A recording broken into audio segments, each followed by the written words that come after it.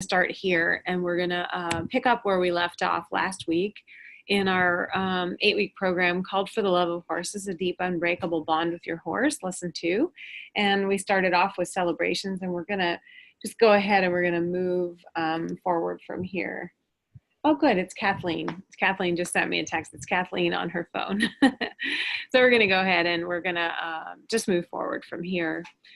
So today, on top of what lessons came to this morning, we're going to work on the release being the biggest of all teachers. So we're going to talk about the whole experience of understanding phases and timing and releases and the little tiny beginning of things. And so that's actually where we're going to start, at the little tiny beginning. So I call it the Sinam Tao because that's where I actually learned about this phrase called the little tiny beginning. But I realized, so I was a Kung Fu student for a number of years, and the Sinam Tao is kind of the primary series of understanding all that you really need to know in the world of Wing Chun Kung Fu. And so I realized, though, when I was there in those classes and in the studio with all of my Kung Fu brothers and sisters, we were all literally on the same path. And it was a function of when did we get on the path and where were we, like how many, let's say the path is circular, where I came in on the path maybe today and I met somebody who's maybe been on the path for a week or a month or a year or 5 years or 10 years, but it's all the same path. And it's just the depth of understanding that you have depending on how many times you've been around the path. And so while the Sinam Tao is just a little tiny beginning, there's so much depth that's possible if you can, depending on how many times you've been around how many times you've been on the path, how many times you've gone around, that's the degree to which you're going to be able to understand things at a deeper, more nuanced level.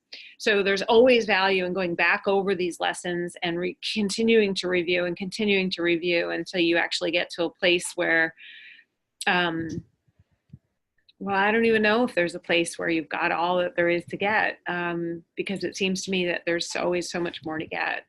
Okay, so the Sinam Tao is just a little tiny beginning of the thing, and whatever it is. Obviously, the thing that we're talking about is obviously horses. And so I just want to find my glasses here. I can't really see today without them because I've been in front of this computer all day. I can't find them. It's okay. So right, in all things, there's a little tiny beginning, and you're going to start to be able to see all things by using the observation skills that you develop doing the work of your 16-page ebook called For the Love of Horses. So if you haven't really done the work in that 16-page ebook, you need to go back and do that, because you really need to learn to hone your observation skills. You really need to be able to just see what there is to see and pretty much nothing else. Just be able to take the emotion out of it, take out what it seems like, take out your educated guess, and be able to just simply observe what's happening in each situation, because that's what's going to get you to the little tiny beginning, or the try of what your horse might be either offering you or what you might be requesting of your horse. You want to be able to reward the try, because if you can reward the try, your horse is going to try harder. That's the ultimate goal of really being able to acknowledge the try. And we're going to talk about degrees of reward and acknowledgement in a little bit, but really being able to observe the little tiny beginning of what your horse is offering you is going to be a really super valuable skill. So I encourage you to make sure that you've read that 16-page ebook. And if you haven't, I suggest you just, you stop this video now, you go back and you read the 16-page ebook, and you get really clear on the lesson. Okay. All right. Cool. All right, so So what we're going to do and what we're going to start working on a little bit today is we want to start separating out all the parts of the request of our, so it's either going to be a request that we're making of our horses, or it's going to be a request that our horse is making of us. But what we want to do is we want to start separating out like the beginning, which is usually, you know, something that begins a conversation. And then there's the next period, which is called the allow, or the middle, where there's, you know, what actually happens is happening, right? So the middle of it, or the core or the meat of it, right? And then there's the end where the task is completed. And what that is really is an understanding of the full anatomy of the conversation. So there's the little tiny beginning, and then there's what happens, and then there's the actual end of it, okay?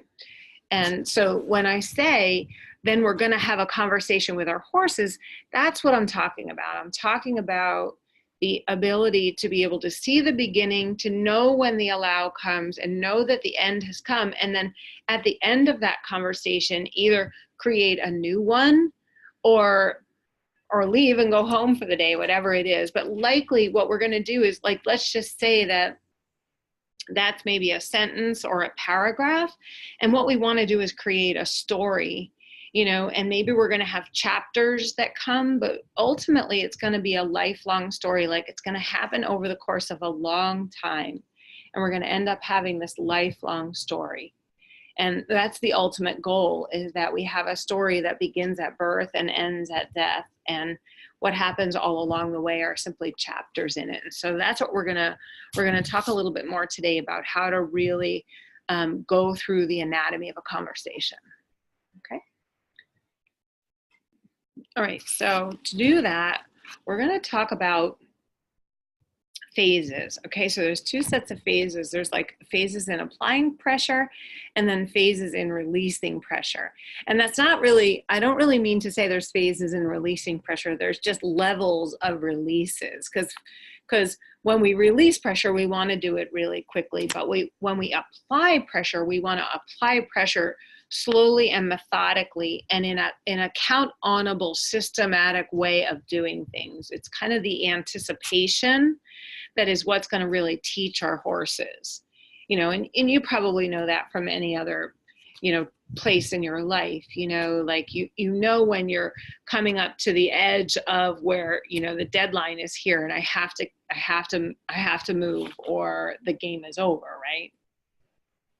So I'm going to start sharing that there's actually, I want to break phases down into 4 phases, okay? And this is simply for ease of understanding. In reality, there's probably a lot more than 4 phases, but I want you to stick to, in the beginning, I want you to stick to that there's 4 phases, okay?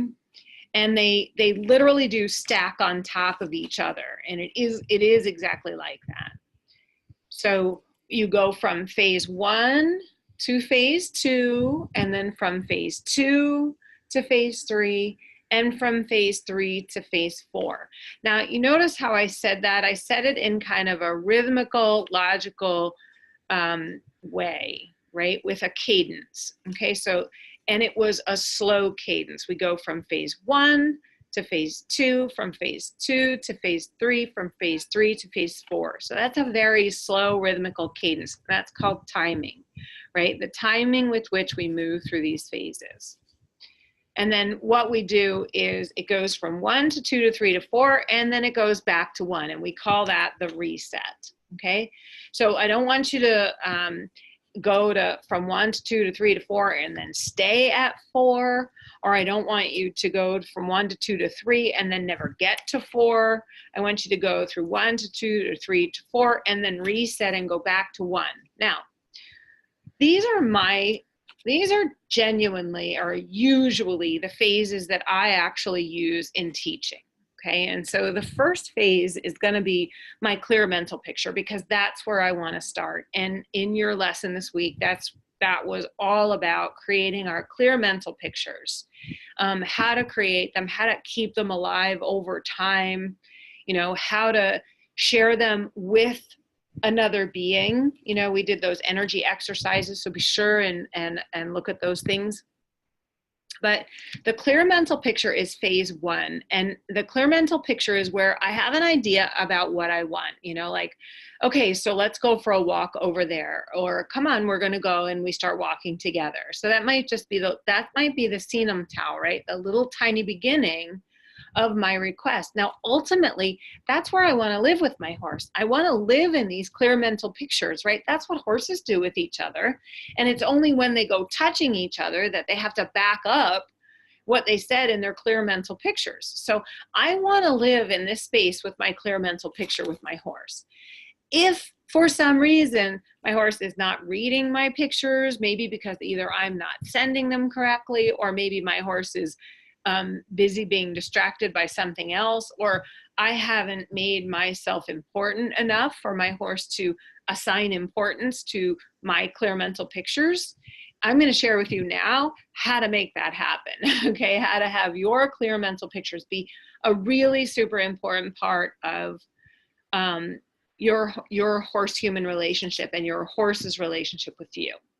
Okay, so my phase one is my clear mental picture. So I want to really be clear, like a recent future memory, like I've just watched it on television and it's my favorite movie and I can recite every line and I know exactly how it goes. Like it's that intimate and personal to me. Like I know what this picture looks like. Okay.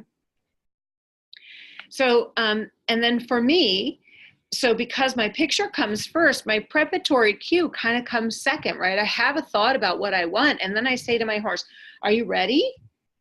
You know, are you ready? Hey, are we ready to go? Like, and so if he hasn't gotten my message about, you know, hey, you know, in my picture that we're going to do something, I might say something to my horse like, hey, are you ready?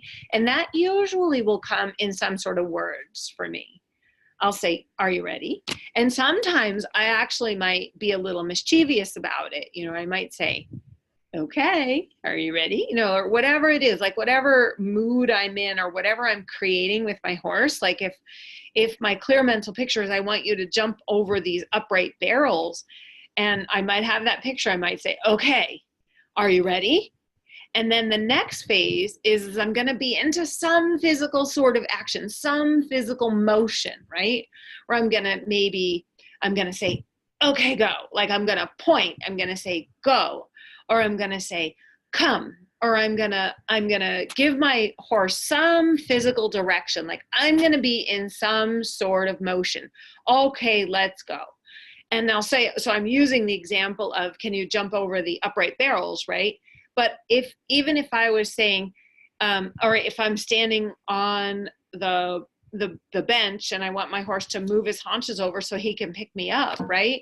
So my clear mental picture is I want you to come over here. I've said, hey, come on over, right? My preparatory cue really was a function of me actually getting up on the bench and saying, hey, come over here, right? That's my physical motion. And then lastly, I'm going to touch. And the touch is going to come in some form. Now, I'm going to either touch the air around my horse, meaning I'm going to say, I'm going to maybe use words and say, come, right? I'm going to say, Sterling, come, or I've got Sterling on the brain, or whoever I'm talking to, right? I'm going to say, come here.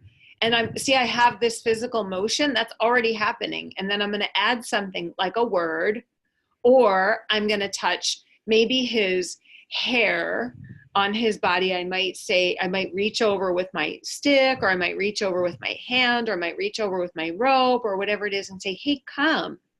Right now, if he responds, in any moment that he responds, I'm just going to be happy and grateful and be like, thank you so much. You're such a good horse, right? But if he doesn't respond, then I'm going to go through these phases again, right? I'm going to use the reset. So I'm going to go over here. Where's my little cursor? My cursor here today. Oh, I didn't want to do that. I'm going to go over here to the reset anyway, over here on the left side.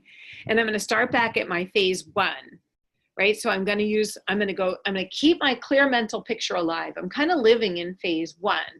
And I'm going to skip over my preparatory cue, because I don't need my preparatory cue anymore. And I don't need my preparatory cue because I already have his attention. He may not have responded to what I want. He actually might still be busy doing something else, like grazing or being distracted some other way. So this is where I'm going to play with timing, where instead of going, clear phase 1, clear phase 2, clear phase 3, clear phase 4, like with a cadence and a rhythm, I might go 1, 3, where I'm in physical motion, and then touch and go straight to phase 4.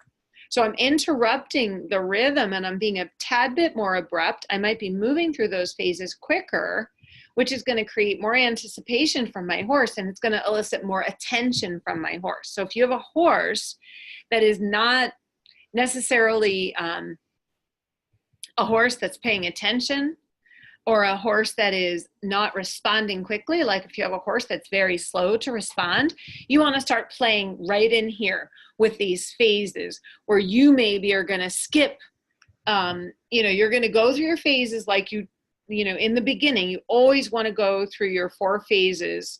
I say always, and I don't like to say always because always kind of doesn't mean always, but in the beginning, I'm always going to go through my 4 phases and give the horses a lot of opportunity to respond. But pretty soon I'm going to go through the phases pretty quickly, all the while noticing the little tiny beginning of my horse's try. Because let's just take the example of that they're eating grass, right? And you've gone through all 4 phases and they're still not coming over to you or moving or doing what you ask. Usually they're going to be looking at you and they're going to be eating faster. So that is the little tiny beginning of them responding to your request. They're going to know right then and there that, okay, there's a thing that's happening here and I need to pay attention, right? And so when you go through that reset and you go right to physical motion after that, and then that quick touch, and that touch at that second time you go through the reset, that second time you go through those phases, that touch is going to be quick and it's going to be light and it's going to be something firmer than it was the first time. So if the first time I said, hey, come, and maybe I snapped my fingers and made a noise somehow, or a word of my horse, the second time I'm probably going to touch that physical body because I want it to be firmer, I want it to be quicker, and I want my horse to respond to it, right? And I played with the timing so it came quicker, but I don't want to be hard or heavy, and I don't want to be repeated. I don't want to touch my horse repeatedly. I don't want to be like swinging my rope, touching my horse repeatedly. I don't want to be tapping on my horse with my stick repeatedly. I want to say, hey, you come. Because that anticipation that I'm creating with the timing is really going to help my horse to be light and responsive sooner. Like I don't want to teach my horse that he doesn't have to move until I touch him, because I'm going to play with those phases. So the next time I go around and I reset and I go back to my clear phase 1, I'm going to do the same thing again. I'm going to keep my mental picture alive. Like that's again where I'm living. I'm not going to start there.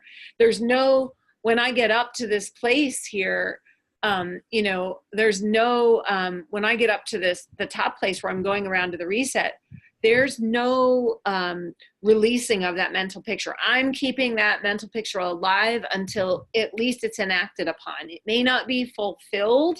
Like I'm going to keep it alive over time, but I might throw in a release before that actual picture is truly fulfilled, because I want to honor the little tiny beginning. I want to honor the reward that the horse has. I want to respond to what he's done, and I want to reward his slight try or his little tiny beginning of his try. Okay. And that's only in the beginning, or that's only in a teaching phase, because pretty soon I'm going to want my horse to be light and responsive to me. And this is a pitfall. I see people get stuck here all the time. People just spend months and months going through these phases in a very methodical, monotonous way, and they never play with the timing, and so they never get a clear, light, connected responsive horse who says, yes, how can I help? What are you doing? What do you want? What are you thinking? Should we participate? Should we do something? Like, I want a relationship with my horse where I can, just like I'm speaking to you, I can say, hey, and you can say, yes, right? I want to know that, like, you're invested and that you're in this relationship with me. And that has to come from me. And remember, right, we're always teaching everyone really in the world about us. We're not just teaching our horses. So what are we teaching the world about us? And you can look around you and you can look at your relationships and you can know for sure what you've taught people about how they can interact with you. So you want to keep noticing, how are you teaching your horse to interact with you? How are you teaching your horse that it's okay that you that he respond to you, right? And it comes right here in this timing of these phases. You know, it's going to come in whether you maybe now, so we've gone through our phases methodically and quietly once, and then we've gone to the reset, and now we've gone a little bit quicker where we skipped phase 2 and we've gone straight to 3 and 4. Maybe this third time I'm coming around now, I might stop for a moment. I might really take this clear mental picture, might turn into a serious gaze with my X-ray vision, you know, my intense look. And then I might go straight to a touch. I may not even, you know, I might try to do my best to skip that physical motion and go straight to a touch. And, you know, and then from there, if I have to go again, like if I have to reset for the 4th time, and there's no more than 4 times, right? Because if I've had to go through all these phases, like 4 sets of 4 phases, if I've had to do that, I need to go look at me, and I need to look at me and say, all right, where am I not being effective here? You know, is it my clear picture that's not here? Have I not used an emotion? Did I not supercharge my request with a positive emotion? Have I not followed through? Did I threaten to touch my horse and then I didn't? Does he not believe that I'm going to touch him? Because here's another thing that happens, right? We're talking up here about creating a deep and unbreakable bond with our horse. So if we're going to create a deep and unbreakable bond with our horse, we need to be able to talk about stuff, right? And so that might look like I might need to touch you with intention if I don't have your attention because I need it in this moment. And if I reach out and I touch you with the end of my rope, or I touch you with the end of my stick or a tree branch or whatever I've happened to pick up, or I toss a rock at you, if I think you're going to be upset with me, and then you won't want to come to me and I won't be able to catch you, and now we'll no longer be friends. If that's the case, then there's going to be all these places, all these places in our relationship that we don't talk about. They're going to be like banned subjects. And that, you know, if we're going to be riding these horses, we don't want any of those places. We want to be able to talk about stuff, and we need to establish that stuff at home.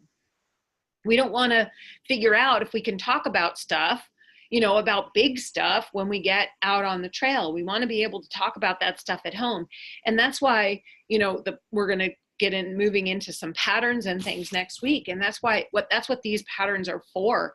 They're to create a place for us to have a purpose, to have these discussions, to have these conversations about, applying pressure and releasing pressure and teaching our horses about us. Okay, so if I have to go through 4 phases of 4, I need to come back over here and I need to look in the mirror and I need to have a good hard look and say, Marianne, what's going on?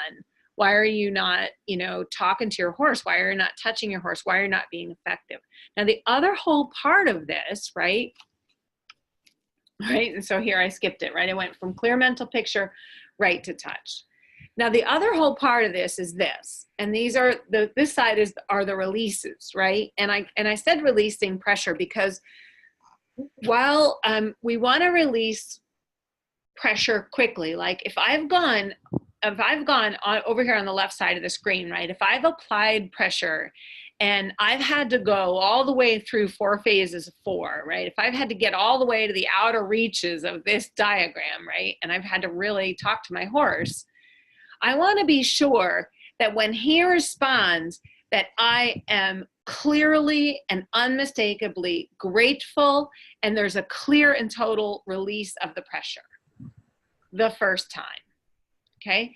And that might look like a big giant release, or it might look like just a release of my breath. So the smallest of all releases is probably a release of my breath. Now that can be a huge release for some horses, and we'll use that in combination with the other releases, but let's go through what these releases are.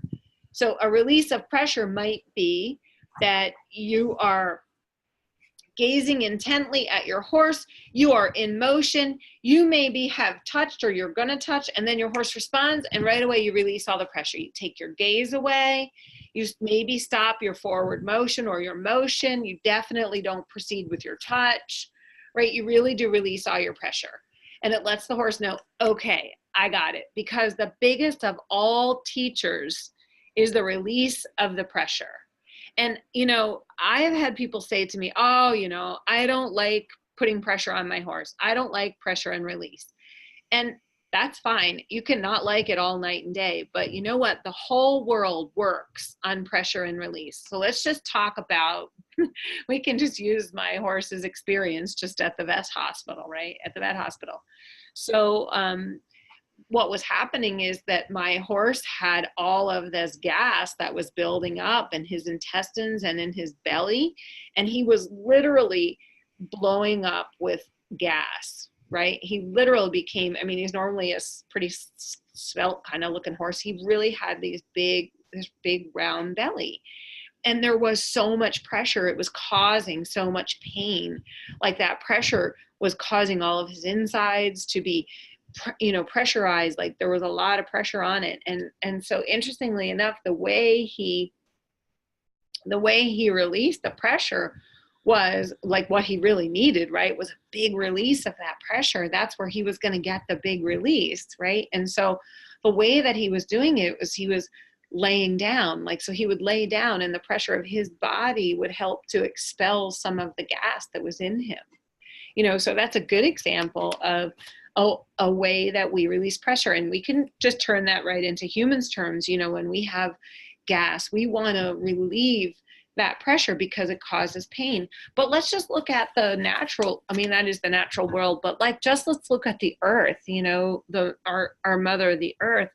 Like when we look at how, clouds will form, and then the water droplets will form in the clouds, and it'll be stored up there until the pressure is so great that it releases the rain down on us, right? So, and it's the same thing with snow or ice or anything. Like it all kind of works the same. Like the world literally works on pressure and release, and so for a predator to even look at a prey animal, there's pressure because of our naturally adversarial relationship, right? Just because of our DNA that we talked about last week, right?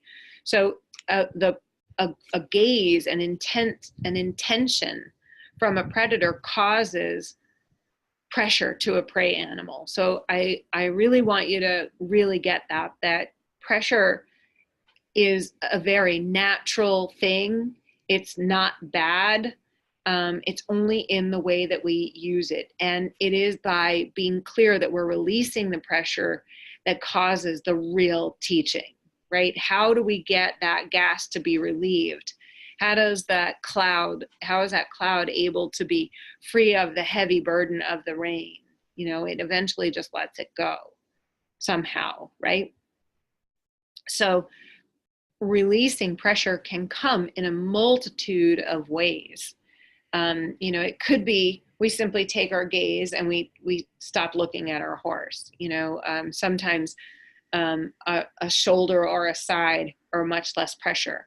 So you'll know when we start to move in circles with our horses, I'm going to ask you to move shoulder to shoulder and only look at your horse if you actually want something from them, right? Because I want you to take off all the pressure, and I want you just to allow them that principle of allow, that there's the senum tau, like the little tiny beginning, and then there's the middle piece, right, the allow, and then there's the ending, right? So if I've asked my horse to go in a circle around me, and I've gone through all these phases here on the left, if I've needed to, I've gone through whatever phases I've needed to, certainly not all of them if I don't need to. If I just have a clear picture and my horse responds, I just happily and quietly release that pressure of thinking about it and just go with the motion and enjoy where I'm going, and then start thinking about the next task, right? But if I have to go all the way through to a touch, or if I have to reset my phases and go through those phases again, I want to be sure that when my horse is going in a circle around me, that I've released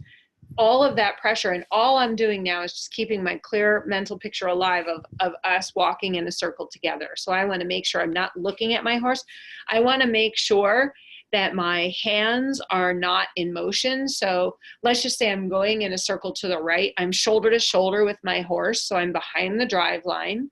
And we'll talk about that, but I'll be in the riding area. Even if I'm 20 or 30 or 40 feet away, I can still use the geometry of being behind the shoulder, right? My shoulder to his shoulder, or my side to his side, and me allowing us to go around in the circle together. So let's just say if I have a rope, let's just say I have it, we're going to the right. Let's say I have the rope in my right hand.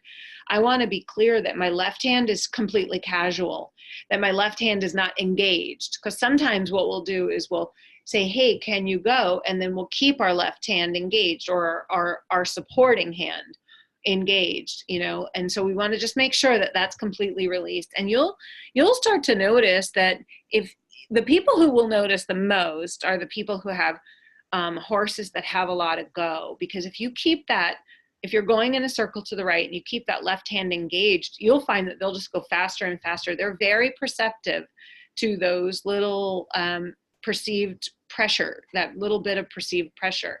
If you have a horse that doesn't want to go as much, you might really feel the need to keep that supporting hand in motion. But I'm going to encourage you to release all pressure and just stay in the clear mental picture of going in that circle together. And the reason for that is because, remember, we're always teaching the horses about us. And so what do we want them to know? Do we want them to know that I'll keep you going by keeping the pressure in my supporting hand alive?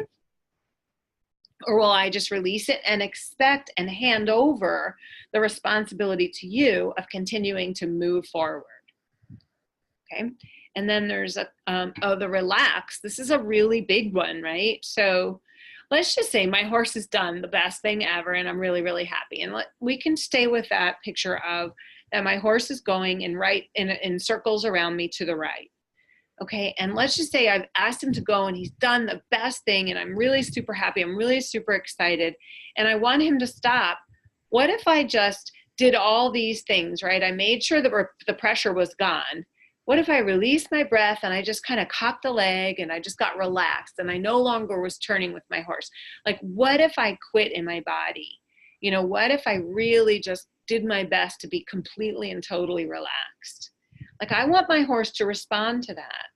Like, I've been in programs and I've seen teachings where the teachers want the human being to kind of stand still and just let the horse go around them until they kind of come back alive and then stop them.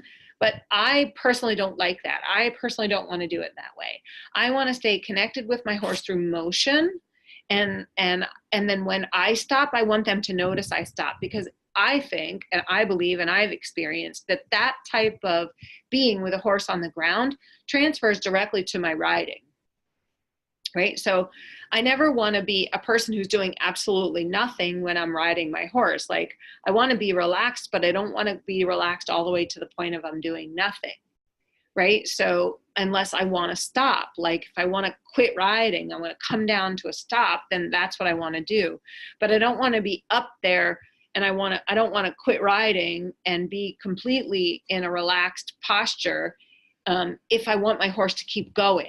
Like, I want to stay with my horse's motion. I want to be the change I want to see in my horse. That doesn't mean I want to be pushing them into it or I want to be doing it for them. It just means that I want to be the change that I want to see in my horse. So I want to come to my horse with the posture and the energy that I actually want from him or her. And then this retreat, this is a really big release, right?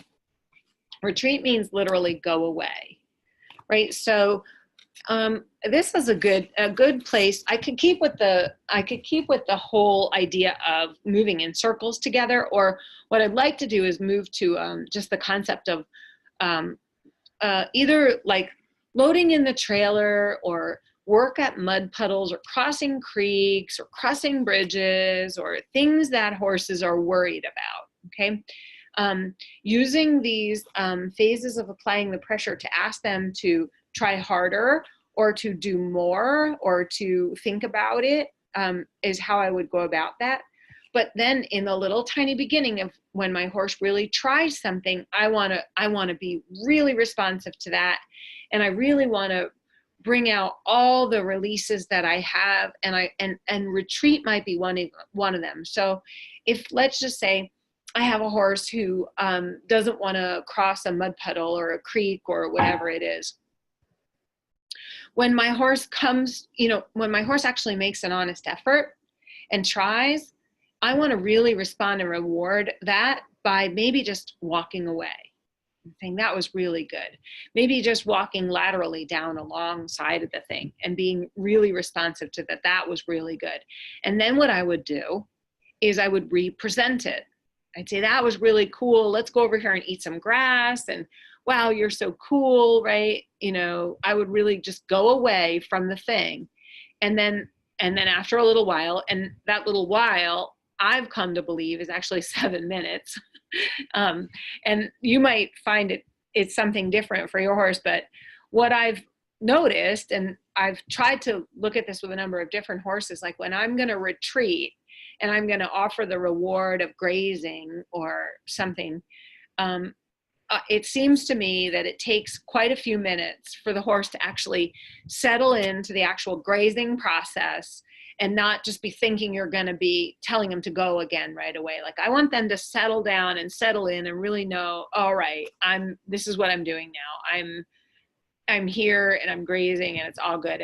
And I wear a watch, and I wear a watch for, it's one of the reasons why, because I want the horses to know that, I mean it. Like, if I'm going to retreat, like, I really do mean it. And we saw that last week in the dream video with the little pony that we were loading in the trailer. Like, how many times we were, when he went a little bit farther and he tried a little bit more, we took a big retreat. We walked all the way away and we did a lot of grazing. So that was an example of that retreat.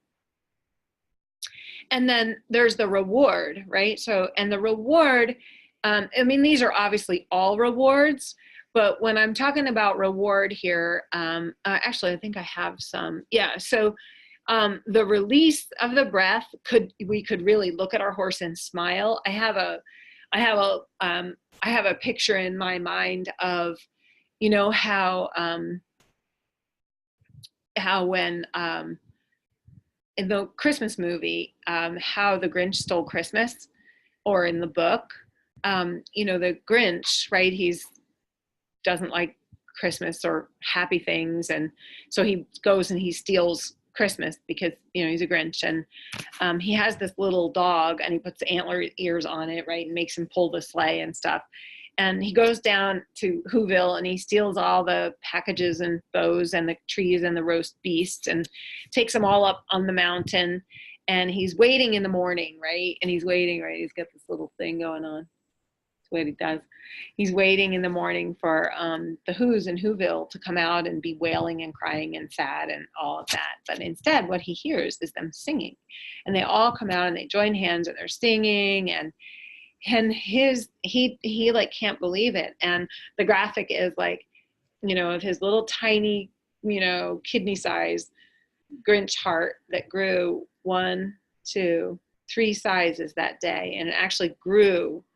And it grew and it radiated out of him such that even his little dog sitting there with the antler ears like could feel the gratitude, right? And so I want you to be able to radiate gratitude out of you without even having to look at your horse. And it might start as a smile, right? You ever, that question about, can you tell a smile through a veil, right? So if someone was wearing a veil, would you be able to know they were smiling? Like, I want it to come out all of you. I want people to people, like horses are people too. Like, I want horses to be able to see you from behind and know that you're smiling. Like, I want it to radiate out of you. Another release of the pressure can be sounds or words. And that was one of those things you guys heard me say in this lesson this week. Like, this is where you can say, oh, good, right? You can use a high tone, or you can use a, oh, that was so nice. If you're intimate or close, right? That would be a nice time to do that. Or you can say, yes, what a good horse, bingo, or something like that. You can, like, if you're going to take off all the pressure, say, yes, that was so nice. And that doesn't mean game over and you have to stop, right? It doesn't necessarily have to mean that. There's no rules, right? This is your communication. This is your relationship. This is going to be however you guys, you and your horse, however you decide you want to have a relationship and you want to communicate. I don't care. I'm just giving you how I do it. You don't have to do it that way.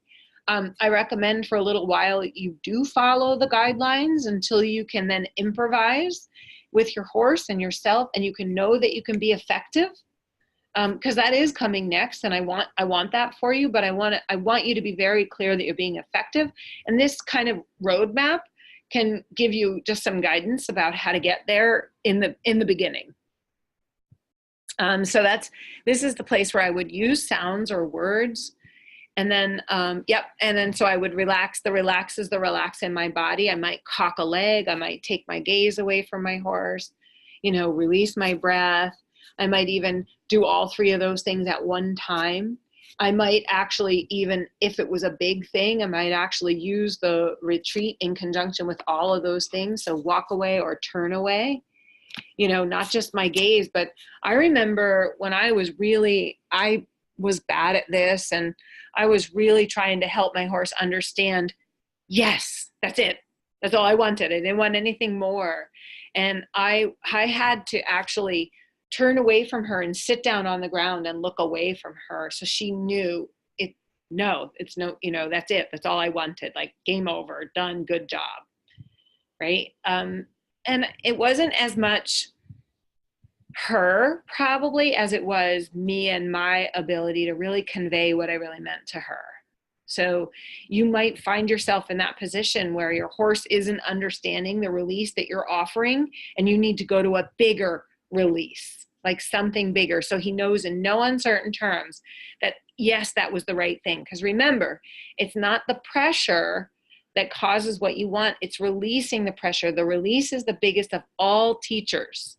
Okay. So I really want you to think about that and remember it. And the timing of that release, it matters so much. And this is reward. So I have food rewards, food treats, and scratches, but this is also where this place right here, the reward, or adding some, like if you're going to add positive reinforcement, if you're talking about positive reinforcement training, like clicker training or something like that, this is where that comes in, where you add the click in that moment. Yes, that's the thing. Bingo, that's the place. That's the point. That's the exact thing I was talking about, right? So it would be just adding something to this reward, where it might be a food treat or it might be scratches. The food treat is really good once they start to know that they did something and got a food reward, but the food reward doesn't necessarily work because, like, we've talked about this, right? Where people worry that the horse is just going to be always after the treat.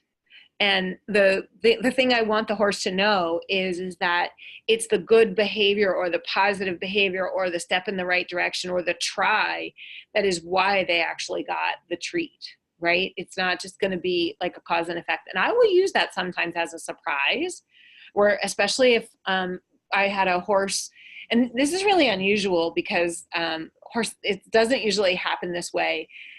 We were teaching her haunches in on the rail just from the ground. And it was really difficult for her. She was just having a really, really hard time understanding the concept. And so we were able to, like, in the second she kind of even thought about it, we were like, yes, and we gave her a cookie. And that was what really motivated her to try even harder. So you can, again, just like we're applying pressure in all of these phases, we can certainly use the timing and the feel inside of this whole concept to cause what we want using the releases, using the reward, using the food treat or the scratches or whatever it is your horse is motivated by, or whatever it is you want to share with them by. So does that make sense, you guys? Like, this is a big lesson, and I recommend you go over it and you look at it again and you listen to it again, and you really kind of try to dissect it, and then go practice, and then maybe listen to it again and go practice, and be sure you're journaling, okay? Because you really want to keep track along the way of where you are and what's happening, because we forget. And, you know, there's always going to be someplace else to go. Like, even if we just look over on the left side of this page, right, and we look at applying pressure in phases, right, like, if ultimately we want our clear mental pictures to be the thing that is what our horse is communicating with us in, right, obviously that puts a lot of responsibility on us to be having a clear thought and to be responsible for those clear thoughts. But also, we want to notice where, you know, maybe in the beginning, our horses didn't respond until there was a touch. And then now later on, they're responding to when I get into physical motion and I point, you know. So we want to keep refining and keep refining and keep refining. And we want to refine in our very next request. So we talked about the little tiny beginning, and then the allow piece, and then the end of it, right? So in the little tiny beginning, like, we want to really make sure that we reward that, but then we want to start rewarding the allow phase where the horse is actually taking on the responsibility. We want to be like, oh, you're such a good, amazing horse, you know, look at you being all responsible over there doing the right thing, right? And then finally the end, when we come to the end, you know, and there's a big yay, and it might be a reward, here's a cookie, and it might be like done for the day kind of idea.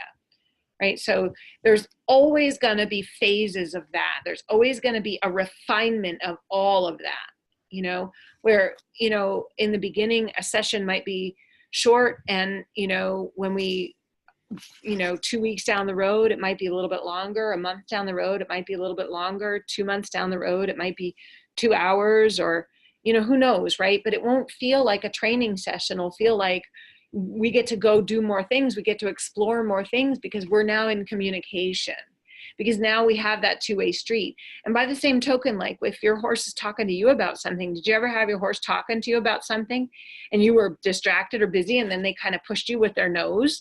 That's this exact example that I'm talking about. You know, they went through creating their picture, they gave you a preparatory cue, they got in physical motion, and then they touched you. And you're like, hey, quit touching me, right? Where you should be saying, I'm so sorry, I should have been paying attention. You were right, right? Because if we want to empower them to be in communication with us, we have to be responsive to their communications. Okay, so I hope that makes sense, you guys. You can definitely type in the chat if you have any questions, or if that makes sense, and we'll come out of the chat in a bit and talk about it. So I'm going to move on from this. And now I want to share with you a little video. It's not a very long video, because we're coming to the top of our hour here. But I want to share with you, we talked a lot last week about principles, and I just want to give you some more principles in action. This is my horse Valentine, and what I'm going to share with you is just a short little 3.5-minute video about gait etiquette, but I want to share with you all the nuances that I shared with you today about the releases, and about the, you know, about applying pressure in phases, and where the releases are. So we're going to look at that together. Yeah, so we're going to go into the barn, and so I have to escape out of this and go over here. And it's, yep, it's this video that we started on we started it here. I'm going to just play it in full screen, and I'm going to go back to the beginning and play it over. So I am gonna let you listen to this a little bit, because I want you to listen to it, and then I'm gonna go and I'm gonna share it again without the sound, or with me talking over it. show you guys some of how I help these horses come in and eat. It's just a little tree branch that I found that I'm just going to keep there because I saved it. But I'm going to bring these 3 red horses out, or these 3 dark horses out. You can see they're running about, kind of excited to come out. But I want to just show you how I'm going to talk with them about coming out and the habitual ways that we interact with one another. So no one gets run over and no one gets hurt at the gate. Come, please. Valentine. Good job. Thank you. My goal here is that she turns faces and waits with me.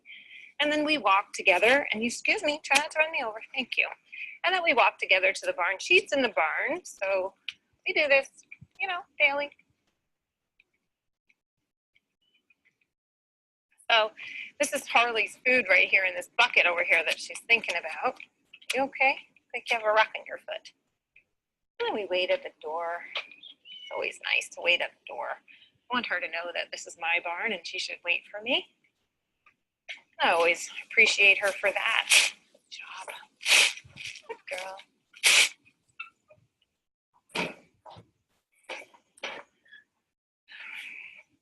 I want to be sure when I'm working with these horses that I use the superpower of positive emotion.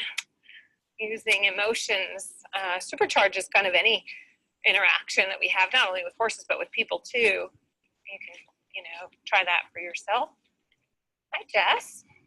Jessie's not coming, so I'm just going to ask Jessie to wait here. Can you wait here? Summer? Can you go back, Jess? Oh, sorry, honey. Can you go back? Summer, come. Jessie, go back. Summer? Oh, you're going to get stuck right in the doorway there. Yeah, excuse me. Hello? Come. Yes, you come. You come. Come. Come. Come back here. Thank you. She's just waiting to see. Really? Do you want me to come to you, or are you going to come to me? Actually, I really want you to come to me.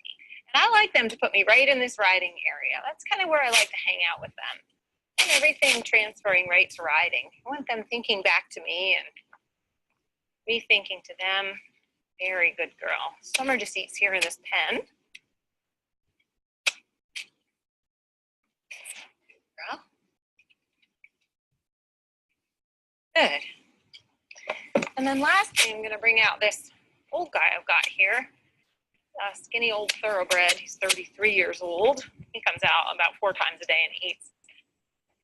And Jessie, you wait right here, okay? I'm going to bring your food to you. This is my naturally dominant mare, Jessie. Excuse me? Thank you. Harley, come, and no running. I'm not going to let him run out of the gate.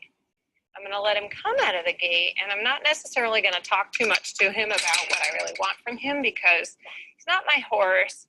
And, you know, I don't have a long-standing commitment that I want to deal with him every single day and have him be completely connected like I do my girls, but I'm certainly not going to just let him run out of the gate and not manage himself. So I'm not sure why he's gone into the barn, but here he comes out. He eats out here. There you go. Good. Well, that's all I wanted to show you. I think he's tired of his food. Okay, so I want to go back to the beginning here, and I want to share with you guys like some of the phases and some of the releases, and I think you probably saw and heard some of those releases, but I want to show you first here about applying pressure, and you know, so you can see them all at the gate, and they're, you know, they have all these ideas. You see Jessie, my gray horse? So watch her again there. So see her right here, watch her. What I said about her is she's my naturally dominant horse. Do you see her ears back and she's kind of pushing Summer out of the way? You know, so what's natural for her, that's natural for her. And, you know, and she's pushing Harley out of the way. And you see a little bit later on where she's kind of, you know, stopping things at the gate there. So just know that that behavior can be completely modified when you are able to speak with your horse and have them not want to fight with you. Like when you are the change you want to see in your horse, when you assume their goodwill, and when you come to them in a positive, happy natured way, and not in a dominant way, but also in a way where you won't be somebody who stepped on or pushed on or kicked on. That behavior can really be modified. And you see these other horses didn't really need to go away. So I just wanted to point that out because that's a good little teaching. And now this place here where I'm actually asking her to come out, I'm asking her right there to wait and then come and turn face and wait. Now this didn't happen on day one. This happened through a habit of me asking her to turn face and wait and, you know, wait for me. And did you see, so there was a big release there. So let's go back and watch that again. So there's this place where I'm saying to her, there's this place right here where I'm saying to her, now you wait. So I'm telling her what to do. Okay, I release that space and say, you come out. I'm still paying attention. You see me looking at her.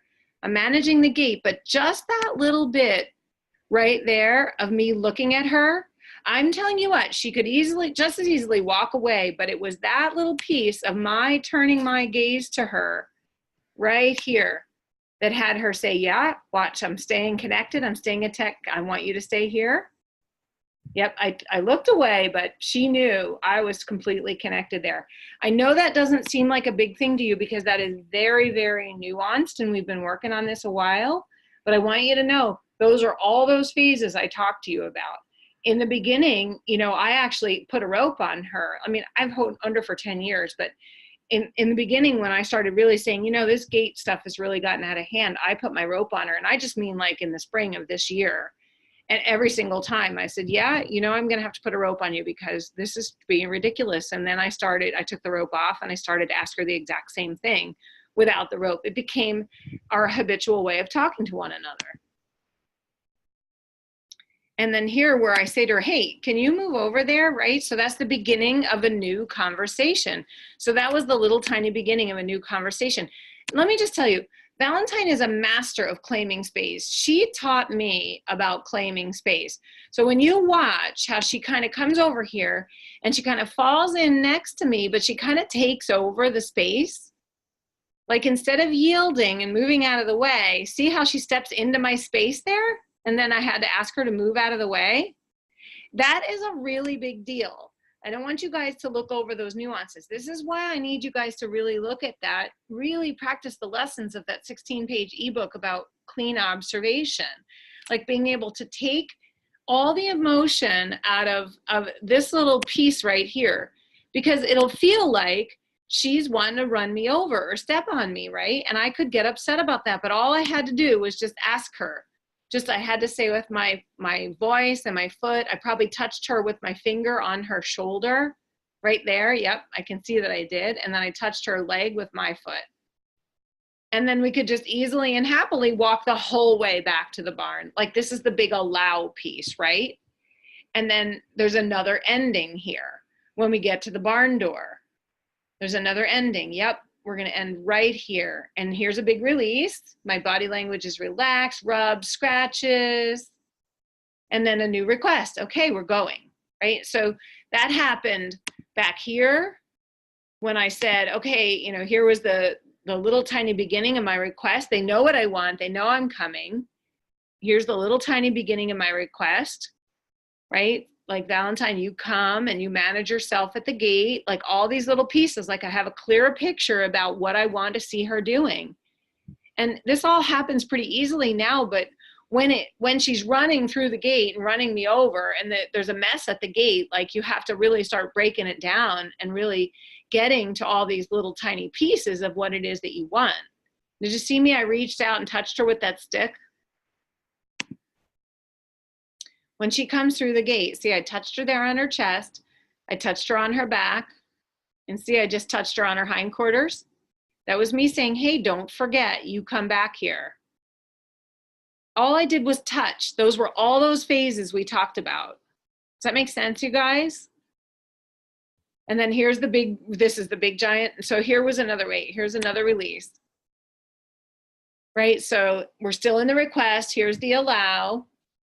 And here's the ending and the release where I stop, I put my stick down, I turn to her, I rub, and a new request is, come on, hey, excuse me, now the allow. So it's all those things we talk about. They happen all the time. They happen everywhere. These phases and these releases and these rewards become like the air we breathe, the water we swim in. They become everything we do all the time. There's never a time that we're not talking to them in this way. There's never a time that we're going on autopilot and it's not happening. It's just, there's never a time.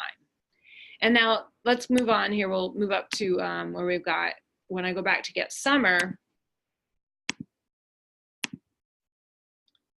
So I want Summer to come now, right? And so I asked Jessie, can you go back, Jess? And she is, but she's like, yeah, I'm gonna take him out while I'm at it.